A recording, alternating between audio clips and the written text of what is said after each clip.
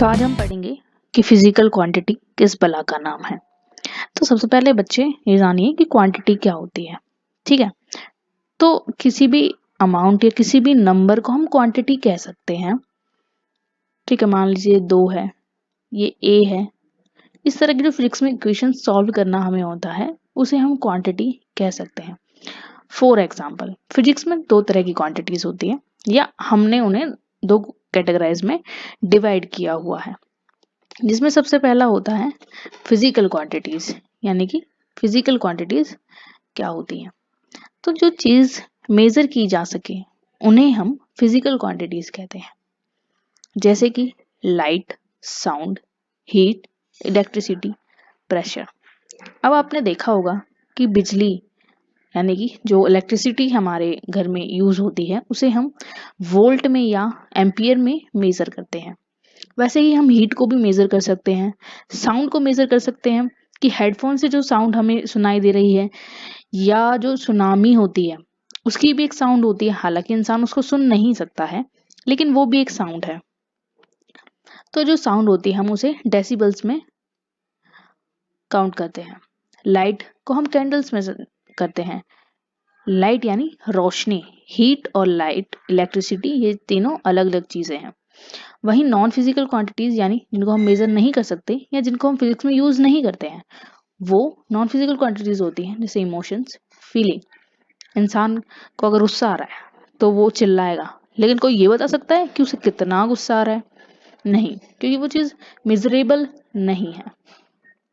आगे जाके फिजिकल जो क्वांटिटी होती है वो 2 पार्ट्स में डिवाइड हो जाती है, स्केलर क्वांटिटीज और वेक्टर क्वांटिटीज। अगर आप फिजिक्स के स्टूडेंट हैं तो आपने ये चीजें जरूर पढ़ी होंगी कि जो है क्वांटिटीज वो 2 पार्ट्स में डिवाइड होती है। लेकिन स्केलर और वेक्टर्स में सबसे बड़ा डिफरेंस है, कॉमन डिफरेंस है।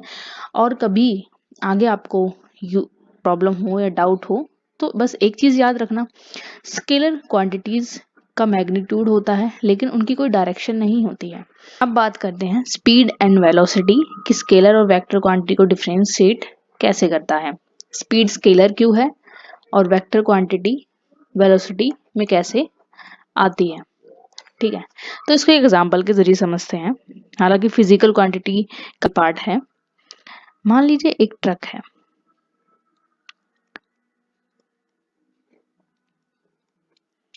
वो ईस्ट की तरफ मूव करता है। उसकी जो कंपनी है वो ईस्ट में है। उसको कवर करना है 120 मीटर का डिस्टेंस और उसकी स्पीड है 100 सेकंड। मतलब जो टाइम है उसका 100 सेकंड का है। ट्रक ए पार्ट से चलता है, कंपनी तक उसे पहुंचना है, उसकी डायरेक्शन ईस्ट की तरफ है, 120 मीटर उसका डिस्टेंस है, 100 सेकंड उसका टाइम है। वहीं एक दूसरा ट्रक वहीं से चलता है, उसकी डायरेक्शन फाइनल पोजीशन जो है वो है कंपनी ही, लेकिन उसकी डायरेक्शन चेंज होती है।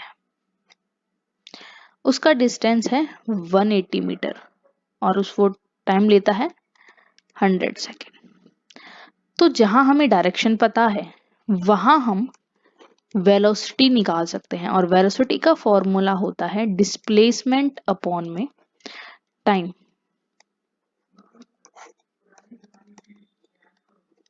यानी कि 120 अपॉन में 100 सेकेंड 1.2 मीटर पर सेकेंड हमारा आंसर आ जाएगा। वहीं जहां हमें डायरेक्शन नहीं पता है वहां हम निकालेंगे स्पीड, क्योंकि स्पीड और वेलोसिटी में सिर्फ एक फर्क है कि स्पीड में मैग्नीट्यूड होता है, वेलोसिटी में हमारे पास डायरेक्शन होती है। यानी कि स्पीड में हमें डायरेक्शन नहीं पता है कि हम किस डायरेक्शन में जा रहे हैं और वेलोसिटी में हमें डायरेक्शन पता है कि हम किस डायरेक्शन में मूव कर रहे हैं। तो यहाँ पर स्पीड में हम डिस्टेंस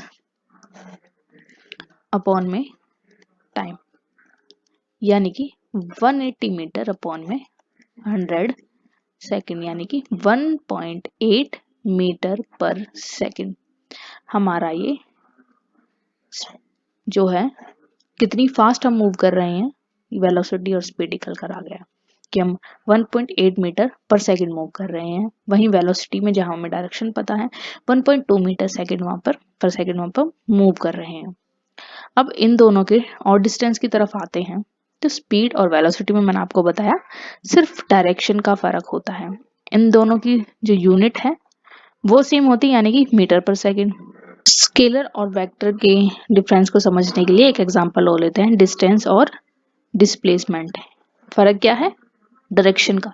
डिस्प्लेसमेंट में डायरेक्शन है, डिस्टेंस में डायरेक्शन को हम नहीं देखते हैं कि क्या डायरेक्शन है। तो एग्जांपल लेते हैं, ये एक सोसाइटी की रो है, यहाँ एक फीमेल खड़ी है, यहाँ 2 घर हैं और इस तरफ भी 2 घर है। इस तरफ फॉरवर्ड है, इस तरफ बैकवर्ड है, ठीक है। फीमेल यहां से चलती है और अपने 2 घर क्रॉस कर लेती है, यानी कि 2 मीटर वो चली। फिर वहीं से वो वापस आती है और बैकवर्ड चलती है, यानी कि कितना? -4 चल जाती है। फॉरवर्ड चली तो प्लस, और वहीं से अगर वो मूव करती है तो कितना? 4 मीटर, क्योंकि उसने 4 घर क्रॉस करी है, वापस आती है तो 4 मीटर वो बैकवर्ड में आ जाती है। तो सबसे पहले डिस्टेंस, जहां हम ये देखते हैं कि कोई भी पर्सन या कोई भी ऑब्जेक्ट कितना मूव किया, तो वो कितना मूव किया? 2 मीटर वो फॉरवर्ड गई थी और 4 मीटर वो बैकवर्ड आ गई, यानी कि वो टोटल 6 मीटर चलती है। डिस्प्लेसमेंट की बात करें तो डिस्प्लेसमेंट जो निकलती है वो फाइनल पॉइंट इनिशियल पोजीशन से निकलती है। तो उसकी फाइनल पोजीशन है -2।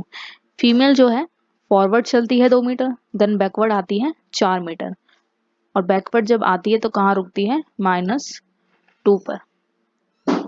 तो उसका इनिशियल पोजीशन 0 था, जहां से वो बिल्कुल स्टार्ट करती है, पूरी जर्नी अपनी स्टार्ट करती है, वो 0 था। तो हमारा आंसर क्या आया? डिस्प्लेसमेंट क्या आई?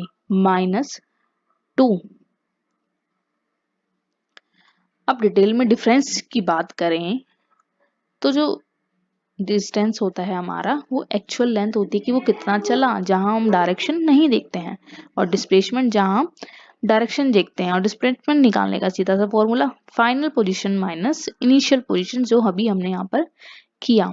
दोनों की ऐसा यूनिट सेम होती है, मिनट। डिफरेंस क्या होता है? डायरेक्शन का। और एक नोट करनी चाहिए वाली चीज है कि जो हमारी डिस्टेंस होता है वो नेगेटिव कभी नहीं हो सकता, यानी कि हमें सिर्फ ये देखना है कि वो कितना चला, ना कि ये कि वो किस डायरेक्शन में चला। हम टोटल उसका डायरेक्शन ये देखते हैं, मतलब ये जो जितना वो चला है हमें सिर्फ वो निकालना है, डिस्टेंस अगर हम फाइंड आउट करते हैं। और लेकिन अगर डिस्प्लेसमेंट की बात करें तो हमारी डिस्प्लेसमेंट डायरेक्शन देखती है कि किस डायरेक्शन में चला।